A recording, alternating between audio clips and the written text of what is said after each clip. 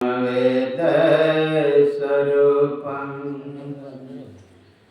निजं निर्गुणं निर्विकल्पं निरेहं चिदाकाशमाकाशवासं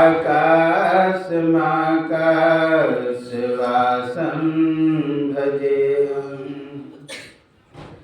निराकारमोङ्कारमूलं तुरीयम् गिरा ज्ञानगोतेतमेशं गिरीशं करालं महाकालकालं कृपालं गुणागार संसार पारं नतोऽहं गुणागार संसार पारं नतोऽहं। श्री सद्गुरु महाराज की जय। हम लोगों को जय घोष प्रेम से करना चाहिए, क्योंकि कोई सुने अथवा ना सुने परमात्मा अवश्य सुनते हैं। आप लोग एक शब्द सुने होंगे, दीवार को भी कान होता है। इसका मतलब दीवार में जो परमात्मा है, जो रिक्तता है, जो शून्यता है, जो विभू में भी व्यापक है, ऐसे परमात्मा सर्वज्ञ है। एक मुल्ला नित दिन नवाज़ अदा करता था। आकाशवाणी हुई, रे मुल्ला मैं तुम्हारी भक्ति से इस जन्म में प्रसन्न नहीं होऊंगा, दर्शन नहीं दूंगा, स्पर्शन नहीं होऊंगा। जो ही इस बात को सुना, तुरंत उठ करके मुल्ला नाचने लगे। जो ही नाचने लगे, एक दूसरा मुल्ला करके कहते हैं तुम्हें चुल्लू भर पानी में डूब जाना चाहिए। इतना दिन से तुम नमाज अदा कर रहा है, आकाशवाणी है कि तुम्हारे भक्ति से मैं इस जन्म में प्रसन्न नहीं होऊंगा, और तुम नाच रहे हो। कहा मुझे विश्वास ही नहीं होता था कि मेरी बातों को अल्लाह सुनता है। मुझे विश्वास हो गया कि मेरी बातों को अल्लाह सुनता है। कबहू की देन दयाल की भनक पड़ेगी का। इसलिए जोर से जय घोष करें, बोलिए श्री सद्गुरु महाराज की जय। श्री सद्गुरु महाराज की जय। सर्वत्र रूप में विराजमान आराध्य देव को कोटि सनमन, व्यक्त रूप में मंचस्थ बंदा महापुरुष से चरणारविंदम, यत्र तत्र अन्यत्र विराजमान संत जन, विज्ञजन, सज्जन वृंद, माता एवं धर्मशीला भक्तिमती बहनों के अंतस्थ विराजमान परमात्मा को मेरा अभी आप लोग यत्र तत्र से 11 दिवसीय ध्यान साधना शिविर के आज अंतिम दिन के अंतिम पाली के सत्संग में एकत्र हुए हैं। उसमें सदग्रंथ रामचरितमानस सारसठिक सप्तम सोपान उत्तर कांड से भक्ति विषयक प्रश्न आप सुन रहे थे। यह प्रसंग आप जानते हैं कि कागभूषणी और गरुड़ का संवाद है। संदेह हुआ है, श्रद्धा कैसे हो, शंका हुआ है, समाधान कैसे हो। क्या शंका हुआ आप लोग जानते हैं कि एक बार भगवान राम नाग फांस में बंधे चले गए, तो आदेश हुआ कि जाओ गरुड़ को बुला के लाओ। गरुड़ जब आ रहे थे, जितने नाग थे बांधे हुए भगवान को छोड़ छोड़ के भागना प्रारंभ किया। जब भागना प्रारंभ हुआ इसी बीच में संदेह हो गया किसको, गरुड़ को, कि मैं सुन रखा हूँ जो चेतन कह जर करे, जर ही करे चेतन, असमर्थ रघुनाथ भज ही जीव के धन। जिसके अंदर वह सामर्थ्य है कि जड़ को चेतन कर सकता है और चेतन को जड़ कर सकता है, ऐसे सामर्थ्यवान। लेकिन इनमें तो कुछ सामर्थ्यता ही नहीं दिखाई दे रहा है, कुछ सामर्थ्यता प्रकट प्रदर्शित ही नहीं हो रहा है। उससे शक्तिशाली तो मैं हूँ कि मुझे देखते सांप भागना प्रारंभ किया। नहीं, ये भगवान नहीं हो सकता है, ये संदेह। उस संदेह को दूर करने के लिए कि श्रद्धा भगवान के प्रति कैसे हो, संदेह को दूर करने के लिए गए कालभूषण जी के पास।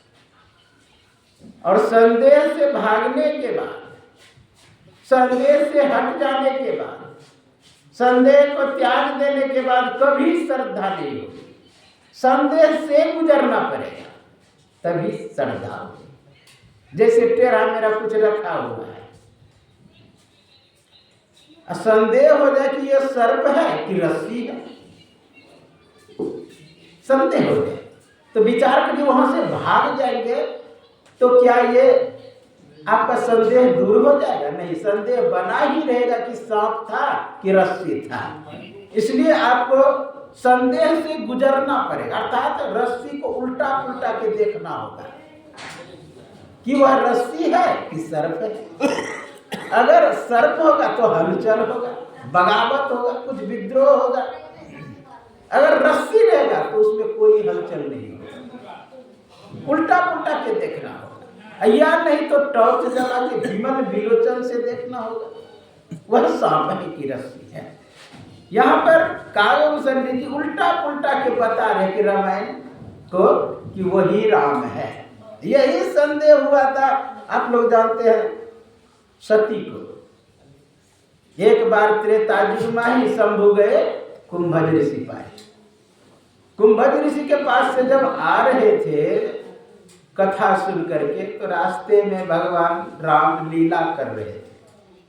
लीला को देख करके भगवान शंकर सोचते अभी जाना ठीक नहीं, दूर से ही जय सच्चिदानंद कह के प्रणाम किए। जब जय सच्चिदानंद कह के प्रणाम किए तो जानते हैं भगव मैया सती कहती है कि आप विशेष गंगा भंग चढ़ाइए हैं क्या, जिस चीज को प्रणाम करते रहते। अरे किसी की भी पत्नी खोएगी तो किसी लोगों से पूछेगा, ये किससे पूछ रहे? वृक्षों से, पशु पक्षियों से, पहाड़ों से। ये पागल नहीं तो और क्या है?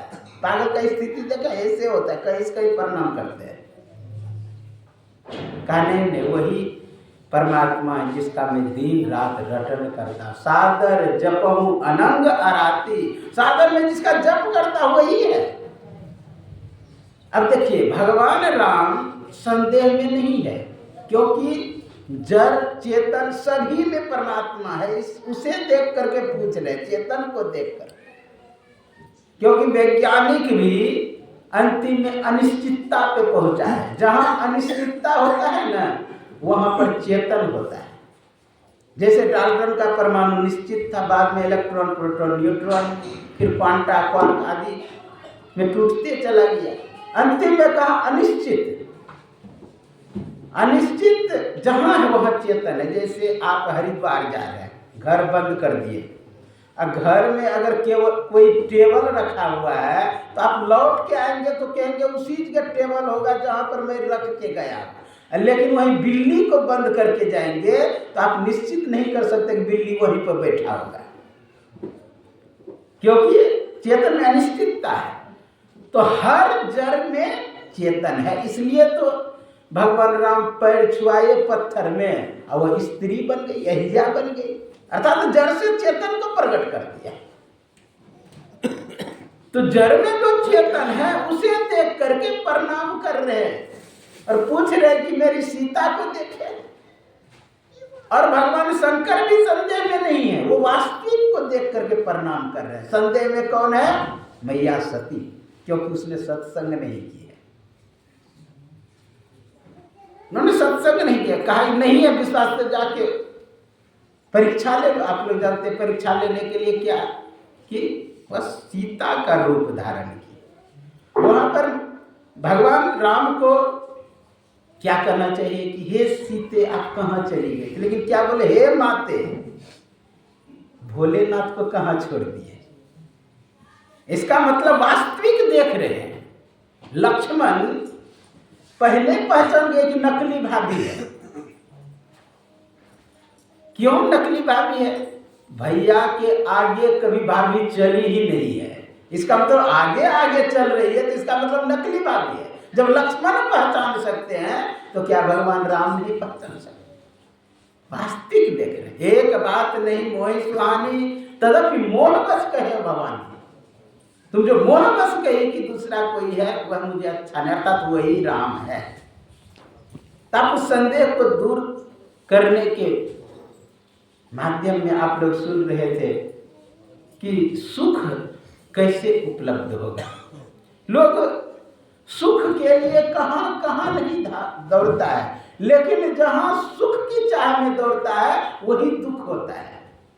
विचार करिए, लोग करोड़ों रुपया लाखों रुपया खर्च करके डॉक्टर के पास जाते हैं सुख की उपलब्धि के लिए कि मेरे शरीर में जो पीड़ा है, जो दुख है, परेशानियां है वह समाप्त हो जाए, लेकिन वहीं से कभी मर करके आ जाता है।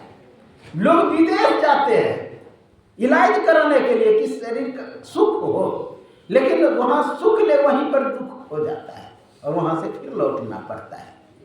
यानी सुख की चाहना में दुख है।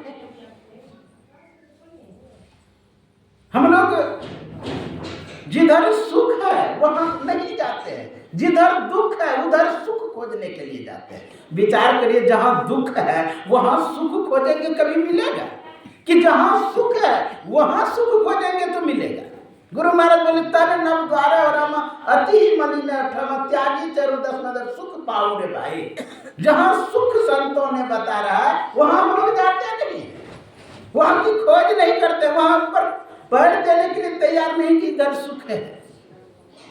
एक बार नारद बाबा भगवान से कहते हैं, भगवान इतना संसार दुखी है, आप अपने पास क्यों नहीं बुला लेते हैं? कहा मैं तो हाथ फैला करके बैठा हूं कोई आवे, लेकिन आना ही नहीं चाहते। आप चाहे नहीं आवे, ऐसा हो नहीं सकता। जाओ परीक्षा में।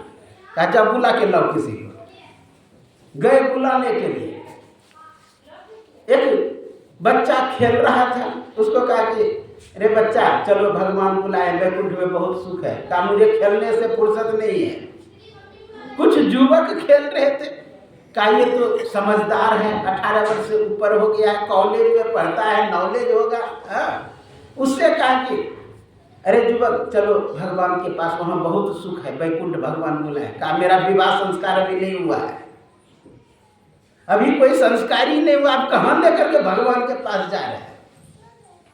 फिर एक जगह गया, देखा कि एक अच्छे आदमी चंदन टीका लगाया हुआ है, सोचा कि ये तो चला ही जाएगा। गया, कहा राम राम बाबा। कहा राम राम। कहा कि कहाँ संसार में आप भटक रहे, चलिए भगवान बुलाए, वहाँ सुख बहुत है वैकुंठ में। कुंठा गता इति वैकुंठा, वहाँ बहुत सुख है, इसलिए आप चलिए। कहा मैं सोच रहा हूँ कि बेटे का विवाह हो जाएगा तब हम चले जाएंगे। नारद बाबा लौट के चले गए। कुछ दिन के बाद उनके बेटा का विवाह हो गया। आए नारद बाबा, राम राम बाबा। कहा राम राम। कहा कि अब तो बेटे का विवाह हो गया, चलिए। कहा कि मैं सोचता हूँ पोते का मुख देख लो उसके बाद जाऊंगा। पोता का भी मुख देख लिया। फिर आया नारद बाबा, राम राम बाबा। कहा राम राम। कहा चलिए अब बुलाए। कहा और आपको कोई नहीं मिलता है जाने ले जाने के लिए? कहने का भाव हाथ फैलाए हैं भगवान, लेकिन भक्ति की ओर बढ़ते ही नहीं है। आगे तो चलना। एक पिता पुत्र में झगड़ा हो गया, पुत्र भाग गया। पिता का गुस्सा ठंडा हुआ ना, किसी दूसरे को भेजा जाओ कहना कि पिता का गुस्सा ठंडा हो गया, इसलिए पिताजी बुलाए हैं। एक कदम वो घर के तरफ से, घर की तरफ वो बढ़ा पे, मैं स्वयं 99 कदम बढ़ा करके ले आऊंगा, तुम कह देना बेटे से। गया, कहा कि देखो तुम्हारे पिताजी का गुस्सा ठंडा गया है, इसलिए तुम्हें बुलाए। बोला कि एक कदम वो आगे घर की तरफ बढ़ा पे, मैं 99 कदम बढ़ा के उसे ले आऊंगा। ऐसा नालायक बेटा, वो कहता है कि जब 99 कदम बढ़ा सकता है तो एक कदम क्यों नहीं बढ़ा सकता है? पिताजी का कहना था कि मैं 100 कदम भी बढ़ा के ले आ सकता, लेकिन तुम आने के लिए राजी हो, एक कदम संकेत करे तुम आने के लिए राजी हो। लोग आने के लिए भी राजी नहीं होते। इसलिए भक्ति की ओर बढ़े तो सही। भक्ति निसेनी मुक्ति की, संत चढ़े सब धार, जिन जिन मन आलस किया जन्म जन्म पछताए। भक्ति का लक्ष्य क्या है? मुक्ति। निसेनी कहते सीढ़ी को, भक्ति निसेनी, भक्ति भक्त भगवंत। भक्त होता है, भक्ति सीढ़ी को कहते हैं, भगवंत लक्ष्य यानी छत्र। हम चले तो सही। नवधा भक्ति आप लोग सुने होंगे, 9 प्रकार की यानी 9 कैटेगरी की भक्ति। आप किसी एक भक्ति में दृढ़ तो हो जाए। हम लोग एक भक्ति को भी उपलब्ध नहीं कर पाते हैं। एक भक्ति को भी अगर दृढ़ कर ले, प्रथम भक्ति संतन कर संगा, तो आपको मुक्ति हो जाएगी। आप लोग सुने होंगे संत समागम कहाँ होता है? प्रथम भक्ति संतन कर संगा, ऊंचा महल अगमपुर जावा। संत समागम हो, जो कोई पहुंचे वही नगरिया आवागमन ना हो। प्रथम भक्ति में मुक्ति। चले तो सही, आप पांव तो भक्ति में रखें। वो जानते स्वचालित सीढ़ी है, आप स्टेशन पे जाते होंगे न, देखते होंगे, केवल पांव रख दीजिए आपको लक्ष्य तक पहुंचा देगा, और नहीं भी गिरना चाहिए वहां गिरा देगा आपको लक्ष्य पर। इसलिए आप पांव तो रखें भक्ति की ओर। हम लोग केवल तर्क वितर्क करने में लगे रहते हैं कि निर्गुण भक्ति श्रेष्ठ है कि सगुण भक्ति श्रेष्ठ है। अर्जुन कहते एवं सतत युक्ता ये भक्तस्तम परिपासते ये चाप्यक्षरमव्यक्ता तेषां के युगवित्तमा। हे केशव, हे कमल नयन, एवं सतत युक्ता, आप में जो सतत लगातार लगे हुए हैं, एवं सतत युक्ता भक्तस्तम परिपासते, आपकी उपासना करता है, भक्ति करता है। ये तो अक्षर में निर्देश्य है, जो एक अक्षर पुरुष की उपासना करता है। मन निर्देश अनिर्देश्य मोह व्यक्त परिपासते, एक अव्यक्त पुरुष की उपासना करते। तेषां के योगवित्तमा, ये दोनों में कौन श्रेष्ठ है आपको? जो सगुण साकार का करता है, एक निर्गुण निराकार का करता है, ये दोनों में कौन श्रेष्ठ है? भगवान कृष्ण कहते हैं मुझे सब प्रिय है। आप लोग सुने होंगे, नम एकम जिनके होई नारी पुरुष चराचर कोई, सोई अतिशय प्रिय भामिनी मोरे सकल प्रकार भगति। 9 प्रकार की भक्ति में एक भी प्रकार की भक्ति है तो मुझे अतिशय प्रिय है। वही भगवान कृष्ण भी कह रहे हैं, ये तो अक्षर में निर्देश्य अव्यक्त परिपासते सर्वत्र गमचिन्त्य च कूटस्थमचलं ध्रुवम् सम्येन्द्रियाग्रामं सर्वत्र संबुद्धया ते प्राप्नुवन्ते मामेव सर्वभूते हेतुरता कलेशोऽधिकारस्तेषाम् अव्यक्ता शक्तिरेषाम् अव्यक्ता हि गतिर् दुःखदेव। कहा कि सब मुझे प्रिय है। जैसे एक हाथी को लाया गया, 4 अंधे बगल में खड़े थे। कहा कि बताओ भाई हाथी कैसे होते हैं? किसी ने हाथी का पैर पकड़ा, पैर, तो कहा हाथी खंभे के तरह होता है। दूसरे ने हाथी का पेट पकड़ा, कहा नहीं खंभे के तरह नहीं होता है हाथी, हाथी तो कोठी के तरह होता है। तीसरे ने हाथी का कान पकड़ा, कहा ना हाथी खंभे के तरह होता है ना ही कोठी के तरह होता है, हाथी तो सूप के तरह होता है। किसी ने हाथी का पूंछ पकड़ा, कहा ना हाथी खंभे के तरह होता है ना ही कोठी के तरह होता है ना ही सूप के तरह, वह तो डंडे के तरह होता है। अब सब झगड़ना प्रारंभ किए। भाई सबको अपना अपना अनुभव है, कोई झूठ नहीं बोल रहा है। कोई कोठी के तरह कह रहा है तो उसका भी अपना अनुभव है, कोई कह रहा है कि खंभे की तरह तो उसका भी अपना अनुभव है, कोई कान पकड़ के कह रहा है कि सूप के तरह है हाथी तो वह भी अपना अनुभव कह रहा है, कोई पूंछ पकड़ के कह रहा है डंडे के तरह हाथी है तो वह भी अपना अनुभव करके कह रहा है। सब लड़ रहा है, अपना अनुभव कैसे झूठा करे। तीसरा व्यक्ति खड़े थे, भाई क्यों लड़ रहे हो? कहा देखिए ना, मैं कह रहा हूँ हाथी खंभे की तरह, मेरा ये अनुभव है, मैं छू करके देखा हूँ। किसी ने कहा कि मेरा भी अनुभव है, हाथी खंभे की तरह नहीं है, कोठी की तरह है। अब सब आपस में झंझट कर, कहा भाई इतना लड़ने की जरूरत नहीं, हाथी से पूछ लो कि तुम कैसे हो। जब हाथी से पूछा कि भाई तुम कैसे हो, कहा सब मैं ही हूँ। कोई कह रहा है हाथी खंभे की तरह, वह भी मैं ही हूँ। कोई कह रहा है हाथी कोठी की तरह, तो वह भी मैं ही हूँ। कोई कह रहा है कि हाथी सूप की तरह, तो वह भी मैं ही हूँ। कोई कह रहा है हाथी डंडे की तरह, तो वह भी मैं ही हूँ। इसलिए सर्व खलमिदं ब्रह्म, कहीं से अपना भक्ति प्रारंभ तो करें, झगड़ा छोड़ करके। लोग केवल झगड़ने में लगा हुआ है। गुरु महाराज देखिए कितना अच्छा बोला, साधन करते हुए किसी एक केंद्र बिंदु पे जाना होगा। वह केंद्र बिंदु है ईश्वर। ईश्वर का अनेक नाम है, उसमें कहा राम, कृष्ण, शिव, गुरु आदि। गुरु महाराज गए थे श्रीधर बाबा के गौ सत्संग करने, वहां अनेकों संप्रदाय के लोग थे और राजपूत थे श्रीधर बाबा, तो गांव में पूरा उन्हीं का था। अंतिम में गुरु महाराज का प्रवचन समाप्त हुआ तो चरणों में आके गिरा, महाराज मुझे दीजिए दीक्षा। देखा कि सबको टीका चंदन लगा हुआ है। तो गुरु महाराज पूछे आप लोग किसी संप्रदाय से दीक्षित है? कहा मैं रामानंदी से दीक्षित हूँ। हम घुट पुस्तक उल्टा के देखेंगे, उसमें है कि श्रीधर बाबा का। तो कहा कि हाँ मैं रामानंदी से दीक्षित हूँ। कहा जो मंत्र दिया है आपको वही जप करिए, जो ध्यान करने दिया है वही ध्यान करिए। आगे का क्रिया मैं बता देता हूँ, दृष्टि का योग की क्रिया बताए। कहाँ जग रहा है? महर्षि संत सेवी परमानंद जी महाराज से किसी ने पूछा, प्रश्नोत्तरी विद्यानंद लिखे हैं, उसका उल्टा के देखें। उसमें लिखा हुआ है कि हुजूर से पूछे हैं ठीक के द्वारा कि हुजूर सनातन धर्म में पंच देवता है, पंच देवता में कौन श्रेष्ठ है? आप उसका नाम बता दें, मैं उसका भजन करना चाहता हूँ। तो उनका जवाब किया है महर्षि संत सेवी परमानंद जी, इष्टों में ना कोई कनिष्ठ होते हैं ना ही श्रेष्ठ होते हैं, बल्कि सभी विशिष्ट होते हैं। जिस पे आपको श्रद्धा है आप भजन करना प्रारंभ कर दें। महर्षि साई स्वामी जी महाराज नवगछिया गए थे सत्संग करने के लिए। सत्संग किए, अनेकों लोग दीक्षा लेने के लिए एकत्र थे। एक आदमी बीच में खड़ा होकर, देखिए हिम्मत कितना, बीच में खड़ा होकर कहते मुझे नहीं है श्रद्धा गुरु महाराज के प्रति। किसके प्रति श्रद्धा है? कहा राम के प्रति श्रद्धा है। कहा कि उसी का तुम भजन करो, उसी का जप करो, लेकिन उसी में अटके मत रहो, उससे आगे बढ़ो। विचार करिए, झगड़ा है, लड़ाई नहीं करना है।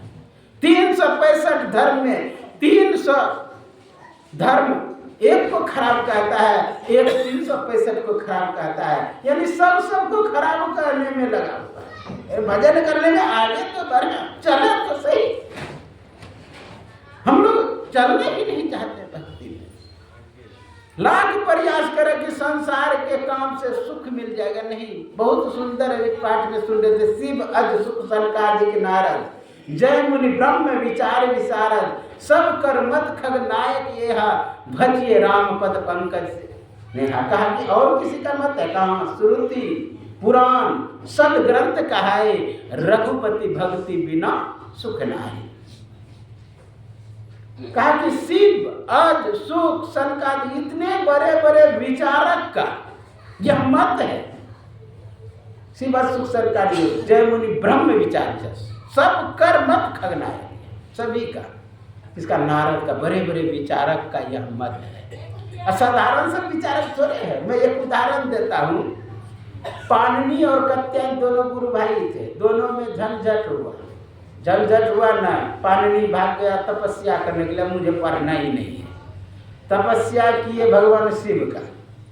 जब भगवान शिव का तपस्या किए तो भगवान शिव तुरंत प्रसन्न होते हैं। एक नाम है उसका आशुतोष। आशु मतलब शीघ्र, और तोष मतलब कृपा करने वाला, जो शीघ्र कृपा कर दे, चाहे उसी पर आफत क्यों ना आ जाए, उसका चिंता नहीं उसे। आपको जानते हैं भस्मासुर को आशीर्वाद दिया, उसी पर आफत आ गया, तुरंत कृपा करने वाले तुरंत कृपा कर दे। नाचते हुए उधर से आए, निर्तावसाने नटराज राजा, नानाद ढक्काम नव पंच बारम, ओ तर्त काम सनकाद सिद्ध, तद विमर्शे शिव सूत्र जाल। नृत्य करते हुए भगवान शिव आए।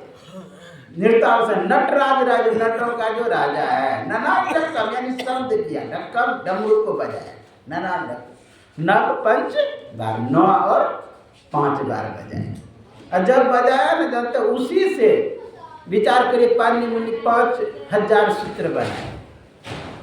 और सनकादि ऋषि ऐसे विचारक कहते 80,000 वर्ष तक वो समाधि में लग गए उस शब्द को सुन करके। कितने बड़े विचारक थे जय मुनि ब्रह्म विचार विशारद। अगर ब्रह्म नहीं होता तो शायद ब्रह्मा शब्द नहीं बनता, अगर ब्रह्मा शब्द नहीं होता शायद ब्रह्मांड नहीं बनता। इसलिए ब्रह्म है तभी ब्रह्मा है, ब्रह्मा है तभी ब्रह्मांड है। ये ब्रह्म का विचार करने वाले, विचार करिए जय मुनि ब्रह्म विचार विशारद। ये ब्रह्म का विचार करता। ब्रह्म अर्थात ब्रह्म शब्द बना है वीर्य विस्तारे धातु से, जो सभी में फैला हुआ है, जो सभी में व्यापक है।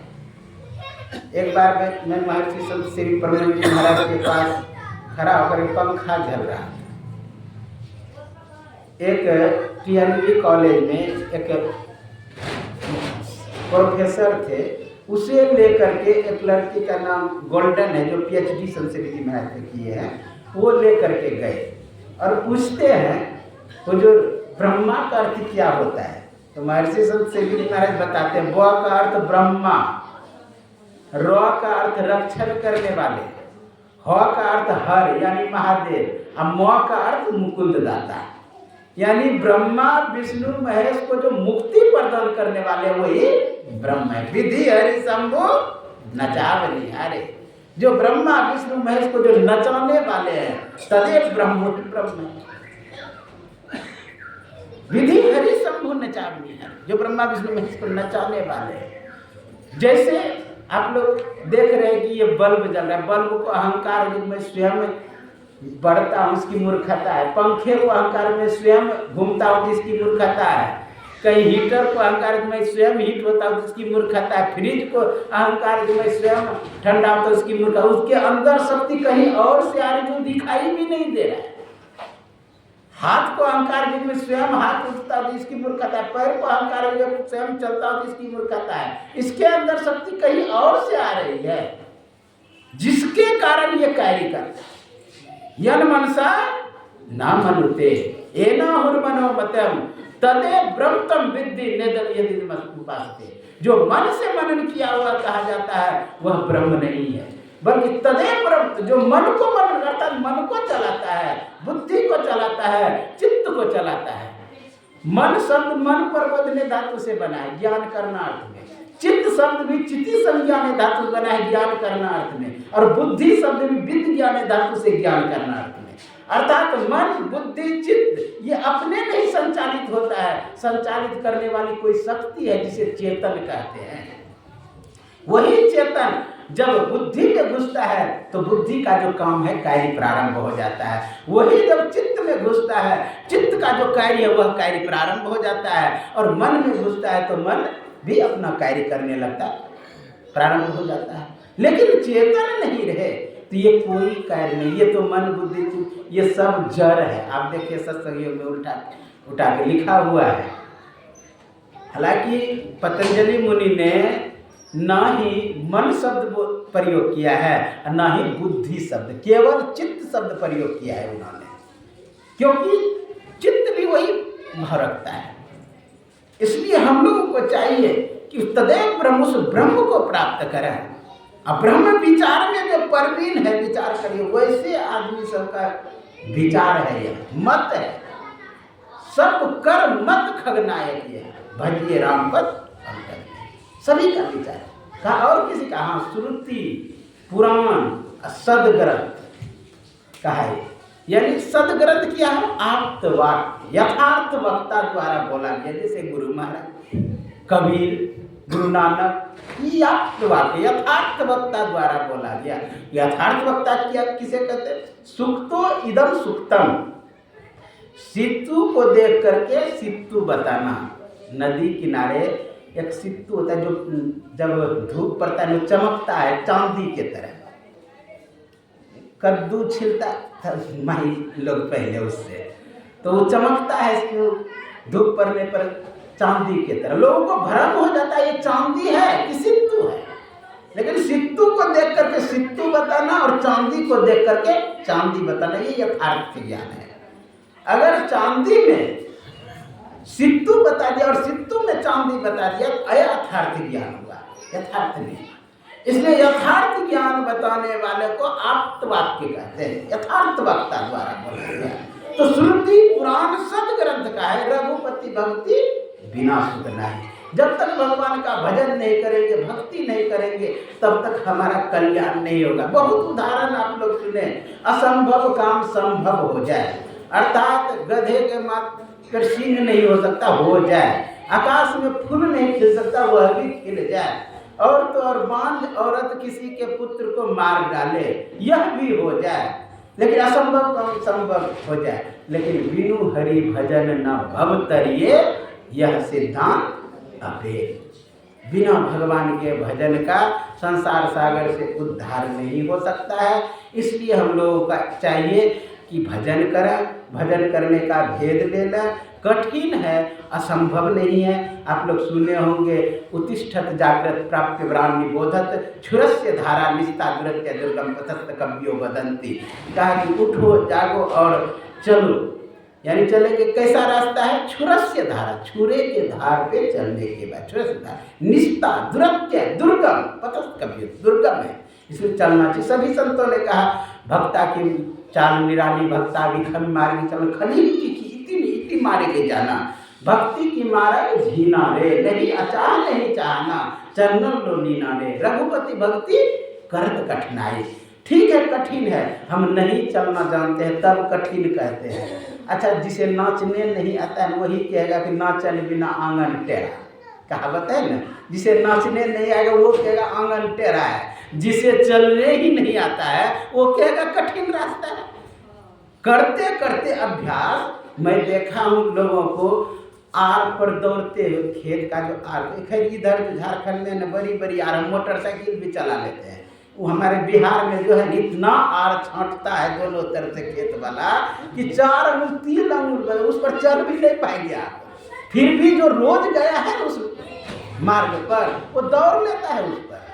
मैं देखा हूँ पटरी पर लोगों को दौड़ते हुए, रेल की पटरी पर, यहाँ तक कि रेल की पटरी पर दौड़ते हुए देखा, रस्सी पर चलते हुए, बांस पे चलते, क्योंकि अभ्यास किया उन्होंने। करत करत अभ्यास से जरमत हो तो सुजान, रसरी आवत जाते सिर पर परत निशान। इसलिए हम लोगों को चाहिए कि चलने का अभ्यास करें। गुरु युक्ति से हम चलेंगे तो एक ना एक दिन कहत सुगम करनी अपार, जाने सो जही बनी आए। हम लोगों का बन जाएगा, अपना परम कल्याण हो जाएगा। ये जो अनिल बाबा हम लोगों को बुला करके ध्यानाभ्यास कराते हैं, इसी मार्ग पे चलने की। एक भी साधक अगर साधना में आगे बढ़ गया तो समझिए निश्चित है अगले जन्म में या नहीं किसी जन्म में मीरा सहजो बन के जन्म लेगी। और पुरुष हैं तो स्वाभाविक है नानक या कबीर बन के जन्म लेंगे। भजन तो करते रहें।